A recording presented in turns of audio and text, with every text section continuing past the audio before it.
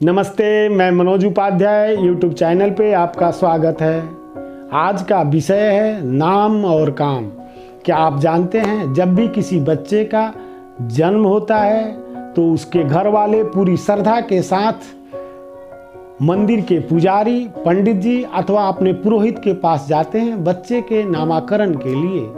और इनमें से कोई संस्कृत भाषा में बच्चे के जन्म का समय और दिन के अनुरूप कोई नाम तय कर देते हैं। तो दोस्तों, मैं फिर से एक बार आपसे निवेदन, वही पुराना निवेदन, कि कृपया मेरे चैनल को सब्सक्राइब करना ना भूलें। तो आप सब मुझसे बेहतर जानते हैं कि संस्कृत भाषा बेहद ही सनातनी भाषा है और बेहद ही प्राचीन भाषा है। यूं कहा जाता है कि संस्कृत भाषा ही सभी भाषाओं की जननी है। तो दोस्तों, और संस्कृत भाषा को हम लोगों ने नहीं बनाया। संस्कृत भाषा बिल्कुल अस्तित्वगत है, बिल्कुल अस्तित्व के अनुरूप है। सौरमंडल में तारों और नक्षत्रों के हिसाब से जो ध्वनि आई, उस ध्वनि से उत्पत्ति संस्कृत भाषा का हुआ है। संस्कृत वर्णमाला में 54 अक्षर हैं।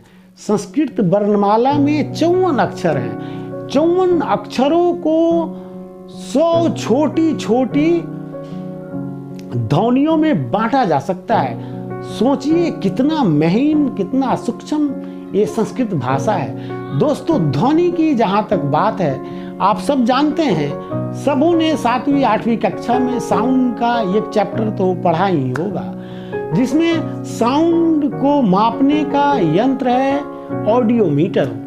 और ऑडियोमीटर में ही ऑसिलोस्कोप होता है, जिसमें आप ध्वनि के मतलब साउंड को डालें तो प्रत्येक ध्वनि के अलग अलग आकार उसमें दिखेंगी। मतलब सभी ध्वनियों के अपने आकार हैं, अपने साइज हैं। इसका मतलब सौरमंडल के ज्यामिति के हिसाब से ही ध्वनि निकाली गई है, जिससे संस्कृत भाषा का उत्पत्ति हुआ। तो संस्कृत भाषा बिल्कुल ही बहुआयामी भाषा है और एक तरह के दैविक भाषा है, जिसमें विभिन्न ज्यामिति का, विभिन्न प्राकृतिक के शक्तियों का मिश्रण है, यूं समझें। तो दोस्तों, तो इस तरह से बच्चे का जो नामकरण होता है, जो नाम दिया जाता है, वो नाम, उस नाम का बहुत महत्व है। नाम का अर्थ होता है, शब्द का बहुत अर्थ है। शब्द का इतना अर्थ होता है कि मैं आपसे क्या बताऊं। प्रत्येक शब्द में अपना महत्व है। एक अमेरिका का आदमी था, रैडिलो नाम था, जिसने अपनी पढ़ाई लिखाई तो भारत में की थी, लेकिन वो जब अमेरिका गया तो उसने 2500 शब्द, पॉजिटिव शब्द, जो सिर्फ सकारात्मक शब्द थे, उनको उसने याद किया था। एक खुद की उसकी डिक्शनरी, अपने खुद की डिक्शनरी थी, जिसमें जैसे profit, growth, amazing, comparative edge, इस तरह के शब्द थे, जो 2500 शब्द थे। और उसे कैसे पता, जो अमेरिकन था, कि शब्द में इतनी ताकत होती है। वो प्रॉफिट को 108 बार प्रॉफिट प्रॉफिट प्रॉफिट प्रॉफिट, जैसे कोई माला फेरता है, माला जपता है किसी पुजारी की भांति, उस तरह से प्रॉफिट शब्द को 108 बार जपता था। और दोस्तों, ये अचंभा करने वाली चीज है कि आप किसी भी शब्द को काफी आप जपो एक माला के तरह, तो देखो कि प्रकृति उसमें से फाड़ कर देती है। उस शब्द का जो अर्थ होता है, वो शब्द का जो महत्व होता है, वो शक्ति है, वो प्रकृति से जुड़ी हुई है। उसका शब्द का अर्थ है, प्रत्येक शब्द का अर्थ है। शब्द में परमाणु होते हैं, वो जब एक्टिव होते हैं तो सरस्वती लक्ष्मी से जाकर कनेक्ट हो जाती हैं। और दोस्तों, शब्द की ऐसी महत्ता है कि शब्द को जानते हैं हम, इसलिए शब्द के अनुरूप ही व्यक्ति पहचाना जाता है। उसका नामकरण हुआ, शब्द रखी गई, जिस समय उसने जन्म लिया वो दिन क्या था, उस समय और वो दिन जो सौरमंडल से तय होता है, जो समय जिस समय में बच्चे का जन्म हुआ और वो दिन सौरमंडल के से तय होता है, तो सौरमंडल के चाल के हिसाब से तय होता है, उसके अनुरूप बच्चे का नाम दिया गया। मतलब नाम भी आपका अस्तित्वगत है, ध्वनिमत है, ध्वनि से लिया जाता है। प्रत्येक ध्वनि की अपनी आकृति होती है। ध्वनि ही सबसे बड़े ध्वनि, देखिए मंत्र क्या है, मंत्र ध्वनि है, ध्वनि है। और तंत्र जो है, यंत्र जो है वो आकृति है। तो दोस्तों यंत्र जो है आकृति है, ध्वनि जो है वो आपकी ध्वनि, तो ध्वनि है और उसका साइज जो आकृति है वो यंत्र है।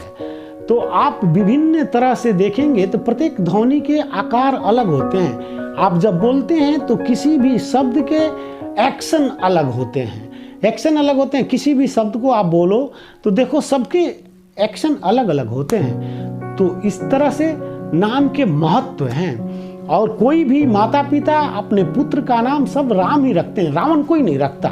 शायद रावण से डरते हैं, रावण रखे तो गड़बड़ हो जाएगी। भले उनका बेटा बड़ा होकर रावण की तरह आचरण करे, बिल्कुल रावण ही बन जाए, वो अलग बात है, लेकिन चाहत सभी की होती है कि मेरा बेटा राम ही हो, श्रवण ही हो। तो दोस्तों श्रवण बेटा पाने के लिए माता पिता को भी श्रवण के माता पिता की तरह होना पड़ता है। ये तो कुदरत का तरीका है। तो दोस्तों नाम इस तरह से तय होते हैं। नाम एक ध्वनि है, ध्वनि अस्तित्व से आती है, उसके पीछे अर्थ है, गुण है, और फिर उसके अनुरूप काम करने होते हैं, उसके अनुरूप कार्य करने होते हैं। मतलब आप कार्य करने लगे अपने ढंग से। जैसे एक सचिन तेंदुलकर, सिर्फ उसने एक काम किया और कुछ नहीं, सिर्फ एक काम किया और कुछ नहीं। और उन्होंने ये काम क्या किया, बैटिंग किया, क्रिकेट खेला, इसके अलावा कुछ नहीं किया। फिर जो इंसान 10वीं क्लास में फेल है, 10वीं क्लास में फेल है, जिस महाराष्ट्र प्रदेश में वो 10वीं क्लास में फेल है, उसी महाराष्ट्र के सरकार ने उस सचिन तेंदुलकर का 10वीं क्लास के किताब के पहले चैप्टर में सचिन तेंदुलकर चैप्टर का नाम रख के पढ़ाई चालू करवा दी। सोचिए क्या आश्चर्यजनक, अचंभा कर देने वाली बात है। तो दोस्तों सब किसी में हुनर तो है, एक खास गुण तो है ही, और वही एक चीज करने की जरूरत है। एक के सहारे पूरी जिंदगी कट जाएगी, एक को साथ देंगे तभी आप सध पाएंगे। तो बस ये काम जाकिर हुसैन को देख लीजिए, सिर्फ उन्होंने तबला बजाया, हारमोनिया और सारंगी नहीं बजाई, जिंदगी भर तबला बजाते रहे, और जो महारत उन्होंने हासिल की शायद उनके जैसा तबला वादक इस धरती पर और कोई नहीं है। तो दोस्तों यही होता है नाम और काम। नाम तो आपके घर वाले अस्तित्वगत रखवा दिया, काम आप उस नाम के अनुरूप करें तो सोने पे सुहागा हो जाएगा। आपका परिवार एक सुशोभित और खुशहाल परिवार होगा। दोस्तों आज के लिए बस इतना ही। कृपया मेरे चैनल को सब्सक्राइब करना ना भूलें। दिया जाए मुझे इजाजत। धन्यवाद।